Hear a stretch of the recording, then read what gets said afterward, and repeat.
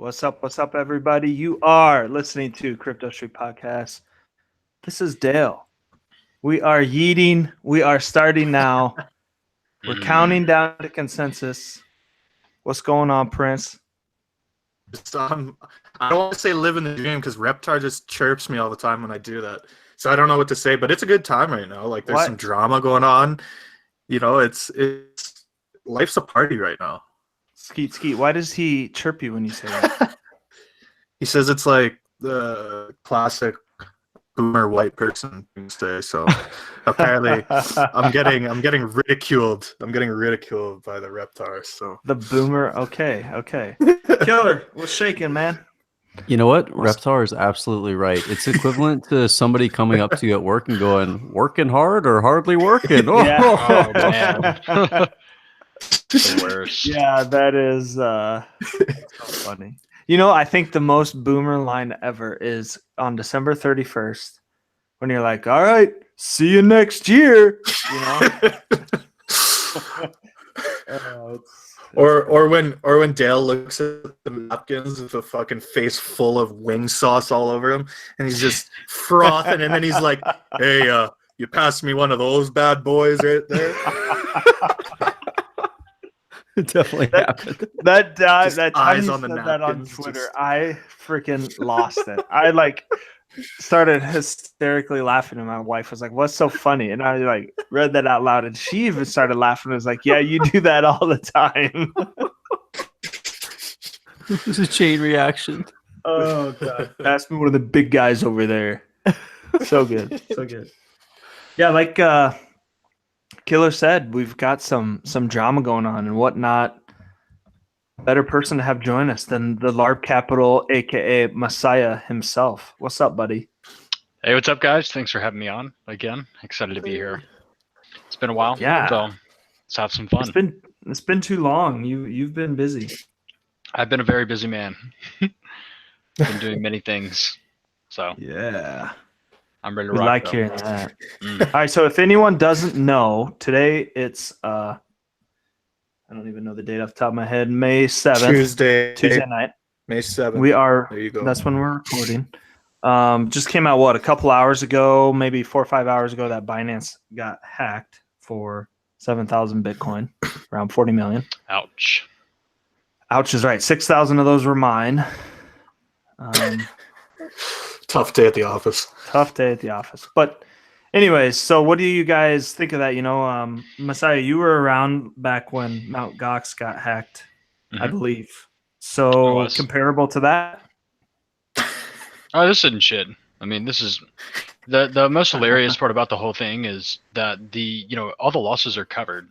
Right. And, it represented 2% of their Bitcoin. And I think that sets a precedent for exchanges, moving forward in the future, and for the quality of exchanges, we can expect, because in the past, if an exchange got hacked, you're just fucked. It was game over for you. Peen soon. But anyway,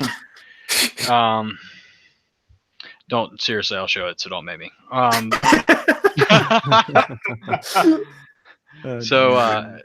mean, that honestly, I think they handled it fantastically. I think it was definitely a wake-up call. It definitely shows not only Binance but everyone that no one is 100% secure. Yeah. So I think only good can come of this, and in the end, like I said, it ends up being a net positive just because all the losses are covered, and the vulnerabilities are exposed now. They're going to be able to figure out how this happened and move forward from that point. I think it was Nomad that said something about of the exchanges that have been hacked in the last 365 days. This was the hacked or exit scammed or something. This was the least dollar-wise that was lost. So yeah, I mean, 40 million is a lot of money, but at the same time, it's like, I mean, customers weren't affected. I mean, Binance was prepared for this, and they have an insurance fund, and they're covering it. So I mean, fuck it. This isn't going to be like one of the big hacks that people remember, I don't think. And there definitely was a reaction to the Bitcoin markets. There was a sell-off that ensued, not too much of one. The dip was bought pretty hard. So, we'll see what happens. The most interesting thing about this whole situation to me is that Binance has actually frozen deposits and withdrawals for the next week. So, I mean, if you have Binance coins right now, like I do, coins on Binance, then get ready. It's going to get nasty on there for a minute, just because there's no float, there's no overhead. It's just going to be pump city, bitch. So it's going to be exciting to kind of be there during that time. It's funny because most people, the automatic reaction is, well, rest in peace to my long positions. You know, everything. I got to bail, not run for the hills. But you know, take some time, actually dissect the situation. And you know, from my view, it doesn't really, you know, that's not the situation. You know, run for the hills right now. Yeah, for sure. It's a good wake-up call, though. Like, so many people will use Binance almost like a hot wallet, even just for themselves, because, you know, the app is easy to use, all of that. So it's just like, you know, when they want to just put something somewhere, you know, the first place to go is just Binance, whatever. Yeah, it's easy to get complacent with that. Exactly. You know, and I'm even guilty of some of the same. Like, you know, I got a bunch of shitcoins on Binance right now. If it works out for me this time, you know, I didn't lose any money, and now I get to be there while nobody else can deposit. So, you know, we're gonna see how that goes. Of course, you know, no one can ever say, you know, hey, I recommend you to keep your shitcoins on an exchange, but, you know, but at the same time, like I said, this kind of establishes a new precedent for crypto exchanges. You know, whereas in the past, one of the big risk factors of a crypto exchange was losing your fucking money due to a hack, and you know, they've eradicated that. You know, it's not a thing anymore. So, you know, with Binance, if you know, you do happen to have coins there, you know, that you're actively trading with, then, you know, and something happens, and, you know, they've got you covered, which is, you know, that's new. That's nice to know. That was the coolest thing to me out of all of this, was like, hey, it's just like that. He's like, it's covered. You know, you guys are all good. Yeah, they didn't break a sweat. They didn't break a sweat, man. I think like exchanges and storage are going to be something somewhat akin to the airline industry, where bad things do happen, but like there's a really, really big focus on making sure that specific thing never happens again in the industry. Whereas, like, I mean, an airplane will go up and it'll fly a million times, and they discover there's one thing that can go wrong with the engine or one kind of sensor, and it gets fixed. Like, it never happens again. And I gotta think there will be something similar, just in terms of, like, you think about the concept of anti-fragility, where you need small mishaps along the way to prevent like a really, really big mishap. Let's say like 50% of funds get stolen or something like that. Yeah, that would be really it seems ridiculous, but like it's possible, you know? But this is maybe, like you said, Messiah, like a net positive thing. And it's really weird to think about that right now, because everyone's looking at their Blockfolio and they're going, oh shit, I'm down like 20% in a day or something. And that's definitely not good. But like, grand scheme of things, like this happened 5 hours ago. I mean, look at how much the market dumped on the Bitfinex news, and how much does anybody really like get terrified about that anymore? You know, I mean, this is nothing compared to the Bitfinex news. I mean, absolutely nothing. Yeah. And you can also look at, Killer, to piggyback on your thing, look at the Cryptopia thing that happened. I mean, they're still not even back up, and I don't think you can withdraw or deposit on that yet. Can you? I don't think so. I don't think you can. Yeah, if you're in Cryptopia, you're fucked. I mean, there's nothing you can do. You know, you're not getting your money back. They didn't have your back. They don't. You know, you're not covered. I mean, Right. you know, there's two different tiers of exchanges as well. You know, and I'd be interested if the same thing happened to Bittrex, would they cover the losses? You know, it's a good question. Yeah. Really is. Well, I think that's like one of the reasons people liked Binance, because they figure like, oh, even if something does happen, this company makes so much money, they have such big reserves that it'll turn out okay, and it has, you know. And so, I do think that's a little bit reassuring in that regard. It certainly is a little bit not reassuring, because I think a lot of people also fell into the mindset of it can happen to pretty much any exchange, but not Binance, you know, because they are so well capitalized. And yeah, but it's just crazy. I mean, just because I don't even think Binance thought it could happen. Just, I mean, due to the level of security they have, and you know how advanced their systems are. But just goes to show, I mean, there's always someone smarter than you out there. You know, as smart as you think you are, you know, there's always somebody more intelligent, and somebody that's going to figure out how to get around, you know, the safeguards you put up. It's like, I think that, you know, what I like to say is, you know, the smartest hackers, fraudsters, they migrate to crypto. because and the numbers speak for themselves on the amount of coins, the theft and all that Oh, that it's goes easy down. pickings, man. Yeah, these guys make so much money. Like, Yeah, 100%. I mean, it's going to be interesting to see exactly what happened because I think it's a little bit unclear still, like exactly what happened to enable this. I know one of the things that they said in their first release, that's Binance, was that whatever methods these hackers used, it circumvented one of their checks they have for big withdrawals from the exchange. Yep. I'm not probably not even qualified enough to speak on this. Like, I mean, I can't even speculate. But I'm wondering if you guys had any preliminary thoughts on what that might have been. I kind of, I mean, I read the report or whatever. I read how they did it, but honestly, like I'm a fucking programmer, and that's beyond my pay grade. I mean, it's just that's a very specialized area Mhm. of network security, and I mean, it's yeah, yeah. I'm not even gonna takes a try pretty to. skilled individual. Yeah, Yeah, it takes somebody in the know to really understand that, and anybody that's acting like they get what happened, that's not a network security professional is just full of shit. So. yeah. What's your Yeah. take now going forward? Let's say this next week or so, you believe now like deposits and withdrawals are closed, and we're gonna see good things, eh?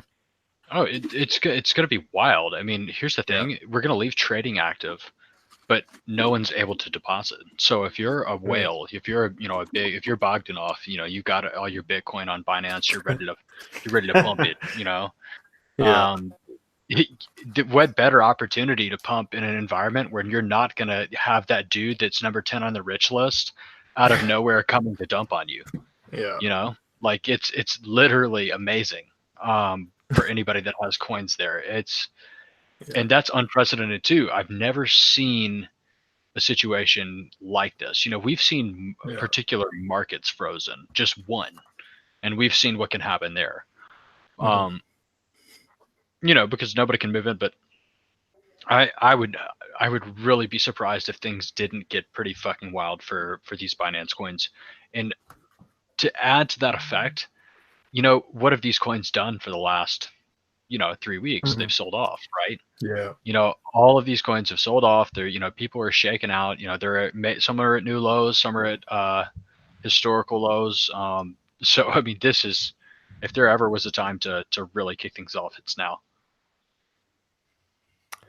Have you guys seen any of the rumblings of like possible insider trading ahead of this? Like you go back, I think I don't even know the time frame because I was like literally scanning this before we started. And like if you're listening to this, like this literally happened like 2 or 3 hours before we started this episode. So we're all still gathering facts ourselves. But there's been some indication that there were some big Bitcoin dumps in the few days, maybe like a couple of weeks leading up to this. Interesting. Yeah, and granted we're all speculating, but it's fun to do, right? Of course. yeah. The topic of like whether maybe someone had inside knowledge of this, that to me that's just there's a possibility always, right? Like people talk, Sure. and there's always somebody in the know, and to me that's markets. Like that's just how it is in a marketplace. But To also be that honest, though, being said, I don't think there could be any inside knowledge, and I don't think those yeah, dumps could be a result of that. And here's the one reason why, is I'm pretty sure that withdrawal happened today. yeah, the 7,000 did it happened like just a few. I thought I saw somebody on Twitter actually pointed it out a few hours before everything got announced. It was like, hey, so what was up with that 7,000 Bitcoin withdrawal? And then a few hours later it becomes, oh, hey, we just lost 7,000 Bitcoin. Yeah, Binance was like, oh shit. Yeah, it's like, yeah. And so somebody actually asked CZ on a tweet that he had made earlier in the day. So kind of interesting enough to see how that is. But on the topic of like the big dumps, there was also you can look at it in a lot of ways because you look at where we were on the chart anyways. We were up into a pretty interesting resistance zone, right? And it's not just a weak one; it's a significant zone. So you can try and conspiracize this whole thing. At the end of the day, it could just be someone seeing that, hey, we've run up this far, I'm going to sell some now. Yeah, there's always a narrative to everything. So I'm sure if this is local top that we're going to come down now. But on that note, it's really interesting to think about how this market's going to play out. Because I think that there's one of two things that are going to happen here. You know, the situation or scenario A is that we establish a range. Scenario B being that, you know, we don't, and it's blast off. Now, one of the really interesting things to me about Bitcoin right now, you know, that wasn't true the last, you know, bull run was Bitcoin's on a global stage now. Which makes it really interesting. And you know, last time everybody that was like kind of already in Bitcoin, that people knew that they had Bitcoin, when things started heating up, like people started reaching out. You know, people started asking questions. People that you wouldn't expect to. You know, uncles, aunts, friends, you know, whoever. But this time already, I've had twice as many people reach out and ask me questions as I did last time. You know, people who I wouldn't even expect to. So it kind of makes me think that, you know, last time like got Bitcoin on this global stage, and you know, this time it's going to be just, I mean, all out, just crazy FOMO, because everybody knows what Bitcoin can do. Everybody's seen what it can do, and they are like, I'm not missing out this time, you know, like not, you know, not today. So we'll see what happens. I mean, I definitely think that with everything that we have coming for Bitcoin, you know, coupled with the fact that it is on a global stage now, you know, that this could be it. So we'll see. What do you think like that would entail for the prices? Do you think like a quicker recovery than most people are anticipating, or how would you see that playing out? Say that one more time. Sorry, I had a Like ADD moment. it's all good. Like, what would you say like that means in regards to the price from here? Do you think that means a quicker recovery than most people would have anticipated, or Yeah, how do you kind of see that playing out on the chart? I mean, the common narrative, you know, that I've seen for a long time is multi-year bear market, right? Which means, you know, we've already had this huge retracement. You know, we've gone down. It wasn't as low as a lot of people said. You know, hell, I even thought it was going to go a little lower. But you know, we found a bottom. That's awesome. And we've seen a significant bounce from that. And you know, I think a lot of people are expecting, you know, Bitcoin to do exactly what it has done in the past before.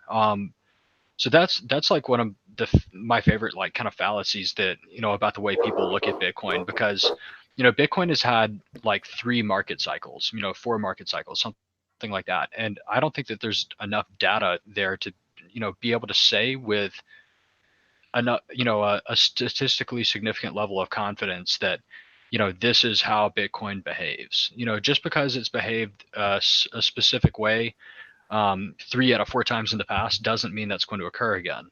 And those 3 times, you know, could be totally chance, or you know, the market structure, the dynamics could have changed. So right now, the important thing to think about is, you know, like I said before, the fact that Bitcoin is on a global stage now, coupled with the fact that not only is it on a global stage, but it's finally, you know, the meme of the last bull market was institutional investors, right? Institutional investors coming in, institutional investors coming in. Like, but it's not a meme anymore. Like, they are coming in this time. And you know, you can see that everywhere. You've got like E-Trade launching, you know, crypto. I think Robinhood has crypto now. Like, crypto is incredibly accessible. I mean, maybe not in the sense that, you know, we have access, like we have access to like the shit, right? Like the straight doo-doo of crypto. But like, if you want to get the blue chips and you're a normie, like you can get in and get them now. It's like really easy for you. It's really easy for granddad to say, you know, I want to buy my kids a future, and you know, put $5,000 in Ripple, and you know, have them cry later on in life when they can't go to college. But you know, it's going to be really interesting to play out, and I definitely don't see, you know, this long sideways price action as being something that's going to happen. I'm more of the camp that, you know, we're going to pull back right now because that's what everyone thinks. Shorts are going to pile on, and then we are going to obliterate 6K and use the shorts as fuel. But Well, that's, you see, I'm on the just a same narrative, page. so we'll see. Like, Yeah, you know, talk dirty to me. my thing is I look and, you know, it's like, okay, we got the BitMEX futures are still, you know, lower than spot. So, you know, that's to me an interesting. It's like, okay, we got, you know, there's a lot of bearish sentiment still over there. We got, you know, it's cheaper than spot. Then we look at the BitMEX funding rates on the swap. And here again today, it's all, if you're holding a long, you're making money just for holding it. So it's there's no shortage of people trying to short. They keep coming. It seems like they've been just continuously piling on, even though they've liquidated at the same time on the move up. So it's like, okay, you're just gonna keep going the same strategic plan of yours, just keep trying to short the uptrend. But hey, keep doing what you're doing and keep in this market. Paying me, thank you. Yeah. I think it's like a couple things. I mean, of course, you have there are a couple forces at play. I think when you enter a long uptrend, obviously people start getting rewarded for buying dips, and that reinforces on itself, and it turns into this glorious feedback loop. And we've just kind of finished experiencing that, but in the other direction, where you got rewarded for buying pops, or for selling pops, I should say, and shorting pops. And it's going to take a while for all the people who got rewarded doing that to shift their mindset and be like, all of a sudden I'm not getting rewarded for that. I mean, we definitely had, I'm not going to name any names, of course, because I don't really want no beef anymore with anyone. but that's old Crypto Messiah. Large Capital don't want no beef. I respect it. Yeah. It's just ain't nobody got time for that. Exactly. But the we definitely have our fair share of bear market all-stars, that are feeling themselves pretty hard. And, I'm sure you guys, have your own list of people that are getting on your nerves, people that are extremely full of themselves now because of the bear market, but are still trading a $5,000 portfolio. Like, good for you, buddy. Congratulations. But, it's like you said, it's all about reinforcement, and once this kind of feedback loop starts, and once people see that, hey, what you do is you buy the fucking dip, like the meme starts again, and it's buy the fucking dip, and it will be just brutal, relentless, nonstop, just straight ass rippage on the way up. It's gonna be awesome. And this past few weeks has been it's been a perfect example of that. Yeah, it totally is. We've been by the dip mode, and it's crazy because it's fun to watch, honestly. If you went down the bullish side, now it's we got life, and these candles, they're getting bought up, and it's, oh my god, this is Bitcoin I know and love. Prince, what's wrong with your internet, man? Is it just shit again? Yeah, we have to I'm talk about thinking it. it's me. Hey, sorry guys, bear market things. Bear market. I had to downgrade to that 5 megabit per second connection, guys. He's using his laptop microphone. It's been a battle the last few weeks, this internet. That damn neighbor. No worries, dude. We got crutches. I was gonna say, Prince's neighbor is allegedly like a witch doctor or something, and she's been brewing like an evil anti-internet pot or something. I'm fairly positive. She's been jamming she's been fucking with the Wi-Fi networks. Anyways, huge Crypto Street fan, so she knows when we're recording. She knows her shit. She's not an idiot. It's a scary situation. I'd move, man. That's a scary situation. I've heard a rumor she works for a competing podcast. Microsoft advertising, so it's like fuck. It's like competing podcast. So she works for Joe Rogan podcast, right? There we go. He's got deep pockets. He's got agents everywhere. What can we say? Yeah, who knows? He's in cahoots with Alex Jones. Don't mess with him.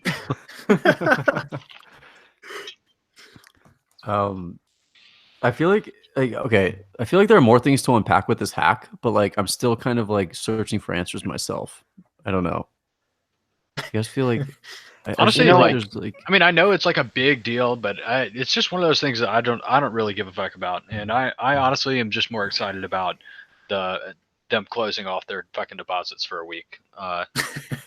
That's all I can think about right now. Week. That's all I can think about right now.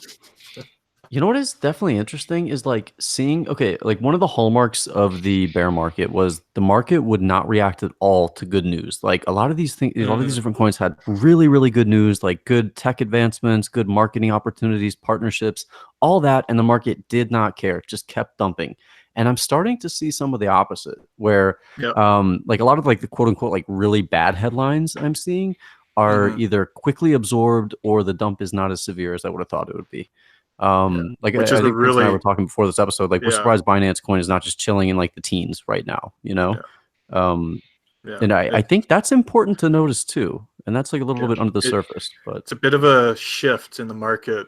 You know, it's happening. You just got to watch, right? It's like, 'cause I think what yeah. the classic was, everybody immediately was like, well, Binance Coin is going to dump. It's going to crash now. And market's still around. It's not crashing. It's like, Funzos are safe. yeah. I So, just need okay. I just need Bizanacci to come back. You know, like is that too much to ask? Like we need the more memes. I miss the bog life. You know. Yeah. So let's play like fantasy world for a second here, and like let's act like this does not derail a larger bullish turnaround. Let's say we are at the precipice of another like year and a half, 2 year bull market. How would you be looking to play this, Messiah? Hold on, say it again. Somebody was saying that I look like I've got a mullet because of my fucking chair in chat, so I got really distracted. I saw that too, and I've been like waiting for you to speak so I can like see it on the big screen and be like, do I see a mullet? No, okay, but so like let's say that like the market has bottomed, right? And we started this turnaround that results in a year and a half or 2 year bull market. How would you be looking to maximize profits during that time? It's what I've talked about before. You know, when you're in a bull market, you utilize a compounding strategy. You don't hit the moonshot. You hit your 3 to 5x and you move on. You know, you keep walking. You move from pump to unpumped. At a certain point, you know, and I do think we're going to see similarities to last time, just because when the mainstream comes in, you know, when you have this retail FOMO, you've got normies buying Bitcoin. So the normies have Bitcoin and they see their Bitcoin going up and they're like, oh fuck, I made $100. And they talk to their buddy and he's like, yo, I just made a whole grand. And they're like, holy fuck, dude, how'd you make a grand? That's like my 2 week salary. That's insane. Yeah. And he's like, well, dude, I bought this thing called Tron, you know?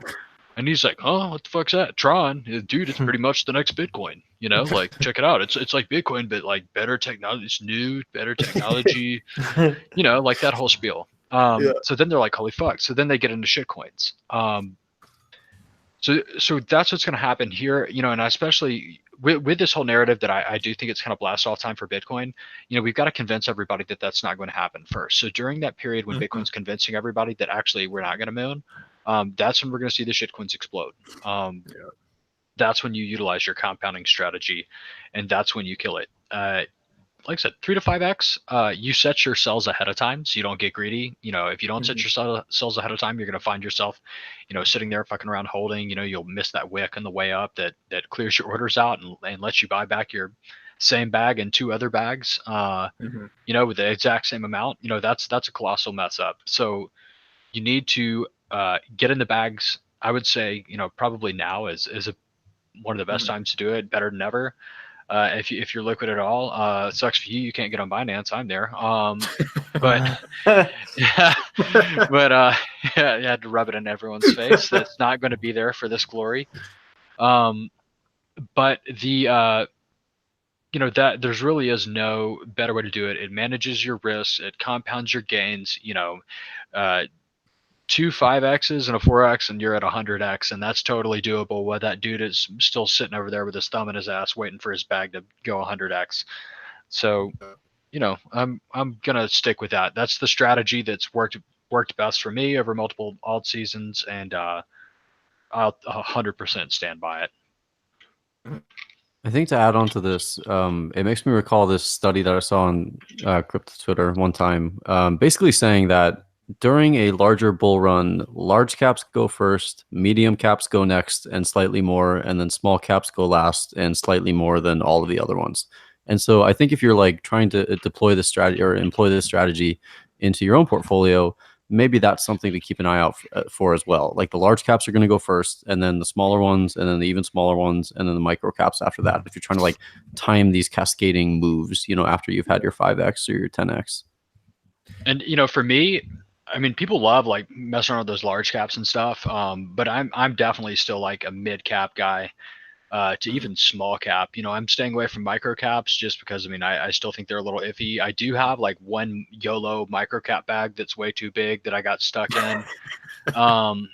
Right now it's Exim Chain, but I'm really crossing my fingers that they're gonna make it, because it's like a $1 million cap and it could be really big.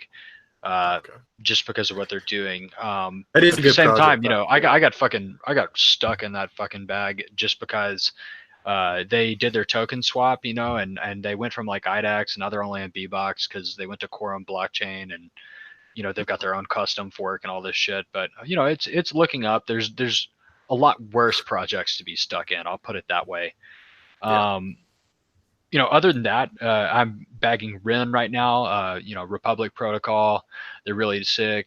Dark pools, $10 million market capitalization. They're doing like PhD level research. It's a definite value buy. One of my old favorites, Ardor, doesn't get any better than that. The number one thing, I love Ardor. I love the tech. I love the team. But fuck all that. The number one thing I like about Ardor is that no one buys it. I guarantee you nobody watching this has any Ardor right now. And that's because why would you? They don't hype it at all. It's not exciting. Tron's way better. All that kind of shit. So when Ardor goes, it goes hard. When Next goes, it goes hard. Ardor and Next are intertwined. It's the same fucking people, the same whales that are in them. Same development team. And if you look at Next, which has like a 5 or 6 year history, Next has always just pumped like fucking crazy, and it dumps the same way on the way down. But hey, you're gonna hit that 20x though, so it's totally worth it. I still remember your NXT trade. That's still the best trade of my life. That was a bit ago, and that was a killer trade. Yeah, that was good. I remember it too. That was I've never made that much money on a trade in my entire life, and I was absolutely shocked that I literally bought bottom. I didn't sell top, just due to my compounding strategy, but I made out like a fucking bandit on that, and it was really mind blowing. But yeah, those are great bags to buy. I wouldn't necessarily call them low caps. I'd call them kind of mid caps now. That's I think Ardor's maybe $60-70 million market capitalization. Enigma, another project. Notice all these projects that I'm in are high tech. These are projects with, a lot of advanced research that are going into them. Projects with utility. Projects that are a lot of them are really low hype. Which has always been another one of my sticking points. It kind of sounds counterintuitive, but it's the way I do things. I want to buy low hype because not everything stays low hype forever. Green candles create hype on anything. Enigma is a freaking insane project. They're the ones that are doing secret smart contracts. I think it's like a $30 million market cap last time I checked. They have nodes just like Ren. Ren has nodes. I'm running a bunch of those Ren nodes right now. They suck ass, but one day they won't. Hopefully, fingers crossed. And then what else? Blue Zell, which is another $10 million market cap. They use invented this decentralized swarm database technology, and it's, once again, super high tech, low hype. Apparently, Ripple is using some of their technology, which is a pretty big deal, for somebody to be using a $10 million caps technology. But they've been in development for 5 years. So and as a programmer, databases are huge. Decentralized databases are, I wouldn't say huge, but they definitely have their place. They have, applications that are very notable for, decentralized apps and web apps, stuff like that. So, not in too many things right now, but the things I'm in, I have a lot of conviction on, and I'm going to play them exactly like I said. 3 to 5x, but the lower the cap, whereas Ardor might be the 3 to 5x compound, Republic Protocol, which is, in Blue Zell, things that are like $10 million cap. In a bull market, those were going to go to 50 to 100. So, with something like that, I might set like from 5 to 7x or something along those lines, just to give myself a little more reward for the risk I'm taking and buying something that's less liquid. Do you see let's say big winners or losers of the next bull run? I think from the first one I can safely say the first generation of smart contract platforms were the big winners, like Ethereum, things of that nature, where it's like all the newbies can go in and go oh, it's like Bitcoin but with all these extra features, it's like a better version. do you see anything that kind of takes over that narrative, assuming the market has turned around and we're in line for a bull run? Exchange wise? Just it could be exchanges, it could be types of cryptos, specific coins, anything like that. Not necessarily. I'm in a place right now where I think, in terms of exchanges, we'll start there. Binance was able to rise to power because Bittrex became complacent. Mhm. A big part of the crypto community is the community. In that community, it means interacting with each other, getting to know each other. And that's not just, plebs like us. That's also, the cool thing about it is you can talk to fucking BitMEX Arthur on Twitter. Yeah. You can talk to all these guys directly. You're just, you're all just humans. So, Binance came in when Bittrex got complacent. They didn't know their customers anymore. They weren't innovating, weren't adding new coins. It's the same fucking shitty interface forever. We were all waiting forever on Bill and Richie to release the new, Bittrex 2.0 or whatever. Bittrex 2.0 came out, and we were all like, what the fuck? Like, this is terrible. And the coins, the quality of the projects they were adding weren't as good anymore. They weren't the coins that are gonna pump or do anything. And it just became a situation where that allowed CZ to really sneak in at the perfect time. And he really excelled in getting to know his customers. He is like the rock star in terms of that. One of the most interactive CEOs. And I think that's huge, just in terms of with this community, with this audience. He really nailed how to capture them. Because he made them feel important, and he made them feel like he cared about them. So I think that's, in terms of exchanges, I think Binance is going to be it for a while. I don't think that they are becoming complacent. If anything, it's the opposite of that. And I can see them continue to grow. I don't think anybody's going to challenge them. While we're definitely going to see Bittrex continue to exist, you've got Beaksy coming up, which is pretty hype, but you don't know who's been just paid to say they're excited about it and who hasn't, because I mean come on. But in terms of coins, a lot of the ICOs and projects and shit from the last bull market are reaching maturity now, which is interesting to me. And of course, you're going to see pumps are going to bring new projects into the space. That's what spawns all of this crap. And out of the sometimes out of the doo doo, the worm crawls out and turns into whatever, or I don't know what the fuck I was going with that. I just wanted to talk about tadpole turns into a frog. I just wanted to talk about some doo doo, to be honest. Honestly, that's just such a great word, doo doo.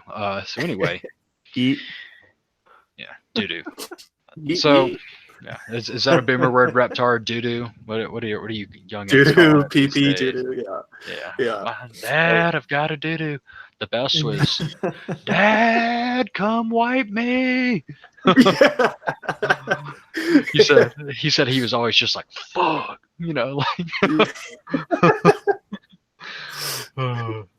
I'm not a dad yet. I know some of you guys are, so I'm sure. I was just thinking, like, Dale already goes through this. Yeah.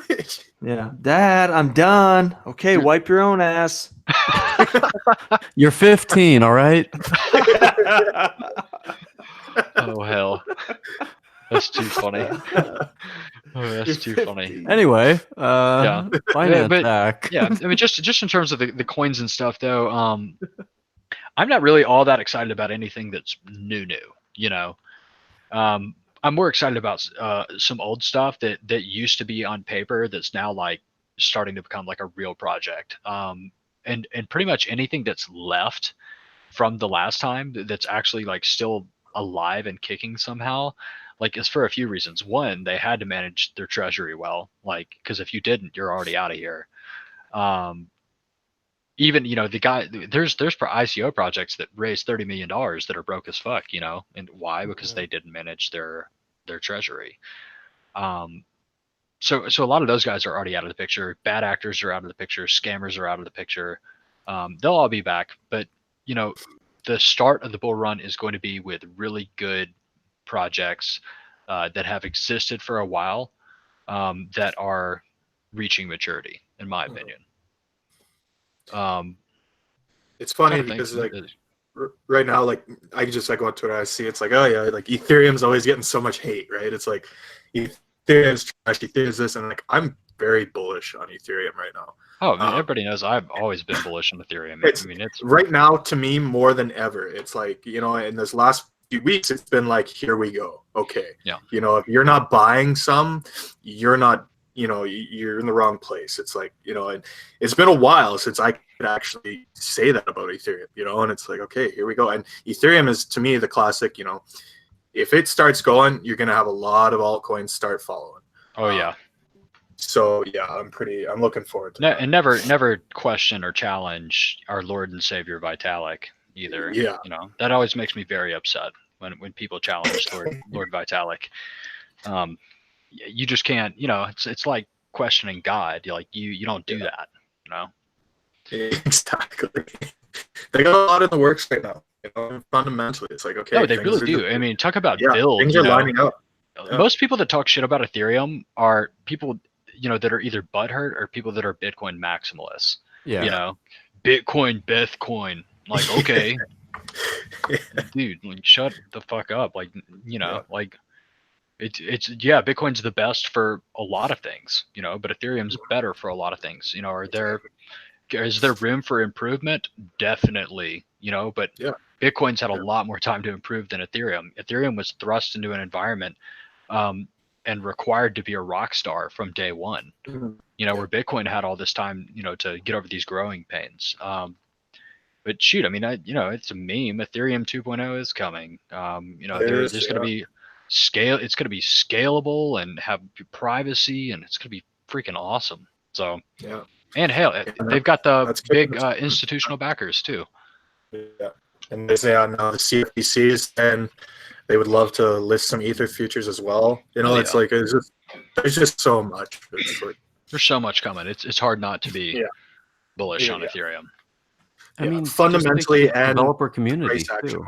Like how many people they have working on it. Dude, their developer community is enormous. They say it's like the biggest developer community of any project, like period.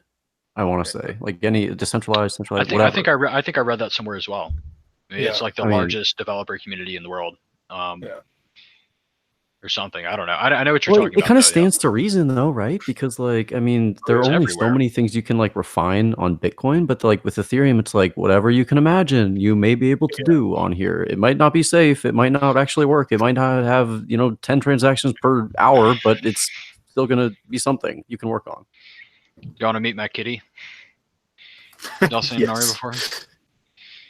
Oh, there we go. Do you have any thoughts on the market? You got any thoughts on the market, Nori? You're petting her awfully low. People who are listening are like, "What? Like, what's going on?" She likes her belly scratched. Until she doesn't. She is a cat, so she's gonna freak out eventually. I saw her. For people who are listening, for people who are listening and not watching the live stream, Messiah was just petting his cat. I'd say stroking. I was stroking. Actually, I was stroking the cat, and I was also grunting while I was doing it. Oh well, Messiah. What else you got? I've always loved pussy. So hey, there ain't nothing wrong with that.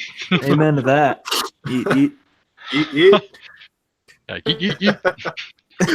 There we not go. only can you yeet, but you know what we should start doing? You know, it's like the ultimate boomer thing to do. What?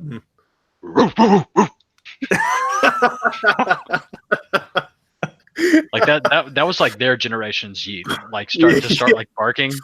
Start barking. Shout out. I'm gonna walk in consensus Monday morning, and I'm just gonna start barking as I go through those doors. You gotta give a shout out to Crypto Euclid, because someone was chirping at his wife or like liking every single tweet of hers, and he gets on and he's like, does a video tweet, and he's like, "Hey, to the guy that's liking all my wife's tweets, It starts fucking barking at him. Dude, Euclid is so funny, man. Like that guy Dude, he cracks me is. up. He's pretty funny. I Yeah. love reading his content. At first, I was kind of like, "What the hell? Like, is wrong with this guy?" But then, like, when I got to like see some more of his stuff, I was just like, "Holy shit!" Like, I get the brand of humor now, and it's literally hilarious. It cracks me up. It's pretty good. He's a good dude. Yeah, I think so as well. Just a reminder for everyone listening too, we're gonna be Prince alluded to it. We're gonna be doing a live podcast on stage from Consensus on Monday. I think it's at 11 11 Eastern a.m. time. Monday. You know, we're pretty much kicking the conference off. Let's be real here. We're headliners. Maybe we're not, but I'm gonna say we are. We're gonna go with it. Yeah, we're gonna go Let's with be it. real. That's why anybody who's going is going. It's us. Of course. We're kicking Consensus off. Yeah, so make sure you get out, buy your All right. tickets, and you can watch us live. First time. Well, We're all fellas. excited. First time we're doing a podcast with all three of us live. So we're stoked. Yeah. Should be All right, fun. Messiah, what else you got to say? Focus. I see you're not looking at the camera. What else you got to say before we sign off? I had to look at the the prediction for the next bar. I had to make sure we were still bullish. We still good? Oh, we're still good. We're bot is still Perfect. wants to buy. Actually, the confidence on the last bar was pretty high in Oh. terms of staying in a buy, Oh, which is good. So heard it. You heard it, yeah. The projection here. for the AI is for a T+4 time frame, so it's for 4 hours out. Okay. So that's what it's saying is that it's fairly confident the price is going to be higher right than it is now by 0.3% in 4 hours, at least. So there's How long you been working on this?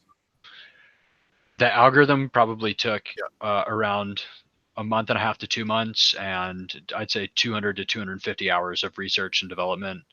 So I developed a lot of the algorithm for Hero. I did spend a lot of my own personal time on it as well. But we also, me and there's 14 people total, but we've got a blossoming hedge fund that's going to have basically algorithmic, artificial intelligence based money management, which is really sick. We've got this brilliant guy, Greg Zanotti from Chicago. He's worked in like a lot of prop firms and stuff like that. He's actually writing reinforcement learning logic that's going to learn the best way to interpret the AI output, which is interesting. So we're really excited about that. Everything's been going really well. So I'm got my fingers crossed. We'll see how that pans out. If you guys don't mind, I'd love to kind of talk about Hero for a second. I've like the ratios. If anybody's seen it, like the ratios have been totally popping off like the last couple days. Like, for a while, like I feel like the liquidity was so balanced that it created a situation where there's like a lot of 2x's, and things like that, which it just isn't much fun. But like the last 2 days, like, I've got a little monitor that I just keep Hero, like a little 10-inch monitor. I only keep Hero up on. And I've seen like 3x's, 4x's. There's a 6x. I saw a 6x too. That was The juice is back. nuts. It's the highest it's been in a couple weeks, I'd say. 3-4 weeks even. The juice is back. Oh, and one more thing, we haven't been extremely public about this yet, so I don't think a lot of people know. But we're actually, and this is something that people like have been wanting for a long time. So we're launching 15-minute and 1 hour time frame games tomorrow. Oh yes, there That's we going to go. be that is going to be tomorrow. Now, I've what's been exciting waiting about for that? those higher time frame ones. Hell yeah, because here's the thing: on a 5-minute time frame, the close is so random. Sometimes it's up, sometimes it's down. It's kind of like there's not so much skill associated with that. But when you get on an hourly, and you can have you can win 50% of games when it on that time frame. When you look at the leaderboards, that's clearly shown. But I'm really interested to see what happens when you have like really good technical guys that get on these 15-minute time frames, the 60-minute time frames. because skill really matters there. And I definitely think we're going to see some guys that are going to be winning, in the 60 to 70% range. And, on hero win rates, all that matters. If you win, you get more hero. And especially with, these ratios, I mean, it's going to be freaking awesome. So I'm excited for the hourly candles because, like, to me, my whole thing was I would love larger time frames because then I can bet bigger. I can have a little more confidence in what I'm actually going with compared to a 5-minute game where it's like you don't know who's gonna fart on the order book and move it against you. Yeah, So. exactly. At the last second, fucking Bogdanov, dumps his bag and swings it by 1%. That 12x you think you're gonna get, goes away. There's honestly no worse feeling. But everybody on Hero, like, keep an eye out for those games. We'll let you guys know if we're running any additional promotions. I'm going to talk to Dan and see if he wants to do anything, to get people playing, to incentivize. But I mean, I'm going to be all over those 15-minute and 1-hour games, just because I see a lot of opportunity there. And I mean, it's a lot easier than going and degenning on BidMex or whatever. So totally. Go check it out. Keep your eyes out for that. And beyond that, like, we're going to have Ethereum based games coming soon, XRP based games coming soon. Like, short it. Yeah. Just go choose Rex on every game. You'll be fine. Okay. Here we go. You got 15 seconds to answer this question. This is a chat. This is how we're going to end a chat question. This is how we're ending this podcast. Michael Mark says, where do you think Ethereum is headed in the near future and by end of 2019? So each one of you is going to give me your prediction for Ethereum price at the end of 2019, starting with Prince. Oh, 2009. I don't know. Fast. Let's go. I'll say end of June, mid-July. I'm thinking 250. The fuck? Okay, We're saying it. end of 2019. Yeah, come on. Lie. End of the year. Want to go Can't that move far the ahead? goalposts. Somebody What is didn't- this? somebody You choose didn't the listen. question and the answer. I don't like going that far ahead. Like, Come on. I don't know. You act like people are going to hold you to it. well, Lord knows they might. So Good thing I didn't say fast prediction. There's plenty of like mouth breathers out there that will hold you to this. Yeah, I know. Hey, I'm gonna remember leave- when you said Ethereum Yeah, was going I'm to be gonna start. $400? $550 end of 2019. Ethereum. All right. I'm just leaving my prediction for end of June, mid-July kind of thing. God, I'm you're not going such a for that. yeeter. Well, I'm going to predict by the end of this episode it'll be around 160. Okay, so there's my prediction. It's pretty solid. Okay. Yeah. I think we're looking at. It is so far out. God, what is y'all's problem? Like, Right there you go. It's a so struggle. far out. Live- Okay, live a little. listen. I'm gonna say 600. Yeah, boy. $601 then is my answer. You piece of $1. shit. There we go. I'll take 601, Bob. That takes like 1 month. All right. We had 601, 600, 550, and Prince's July 260. Hey, So- no, I want to do one more thing before we close. Okay. I want to hear everyone's best fart noise. Oh, No, for Oh, real. wow. For real. I'm gonna go first because mine's Okay. really good. All all right. right. Are you ready? No, I'm dead serious. Mine's really good. Wow. That was do that again. I didn't get to see the face. That's about 20. That's like 25 years of practice. Okay. What was here we that go. elephant that I just Did heard? you hear that? Did you Prince's type hold on. butthole. I don't Silence? know. That was Here we go. somebody That was that definitely was a somebody Prince noise. breathing very hard. Just Oh, a that, squeak. yeah, awful. no, it was a squeak. Squeaker. Yeah, it was a Broken squeaker, harmonica or something? Yeah, It's it was a just a squeaker. Prince's squeaker. potato mic. All right, Messiah, do it again. I want to see your face. Okay. Oh my god. The face really makes it. Yeah, eyes wide. We're gonna lose listeners over this. Yeah, we're losing all of them right now. You know, That's not I'm true. gonna pull a There's Prince been here. 3 people that have dropped off. I'm gonna pull a Prince here and say I just can't top that fart noise. So Yeah, Dale, same. you are making a fart noise. Just do. So, It's all just variations of elephant noises. Was that real? no, That was not real. Yeah, That was not real. besides, you could have said make an elephant noise, and we would have had the exact same results. I swear. Elephant's more like, right? Like, That's what that was. oh, whatever. I don't know. All right. Skeet, skeet, yeet, yeet. Thanks for listening. Make sure you check us out. We're no longer invited to consensus after that. Yeah. Yeah. Blame us it out. on me. Consensus 2019, Monday, 11 Eastern. Who skis for the boys? Peace out. Tip Yeah. your waitress. Thanks for Later. coming, guys. Adios. Hey, thanks for being on.